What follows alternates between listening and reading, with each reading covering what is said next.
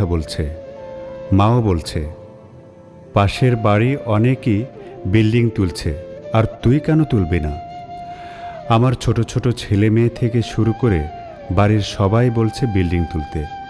Building তুললে নাকি সমাজে মানুষের কাছে দাম পাওয়া যায়, সমাজে বড়লোক হিসেবে পরিচিতি হওয়া যায়, কিন্তু কেউ আমার কথা শুনল না। এদিকে আমার কষ্টটা কেউ বুঝল না। আমি জানি বিল্ডিং তুলে আমার আরও 10 বছর প্রবাসে থাকতে হবে, কারণ যে টাকাগুলো আছে তা বিল্ডিং তুলতে খরচ হয়ে যাবে। ছেলে মেয়েদের ভবিষ্যতের জন্য বাকি জীবনটা প্রবাসে কাটাতে হবে, কিন্তু এই প্রবাসী জীবনটা আমার আর ভালো লাগে না।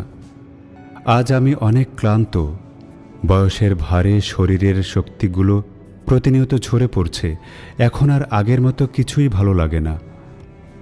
যখন বাড়িতে বললাম আমি দেশে চলে আসব, তখন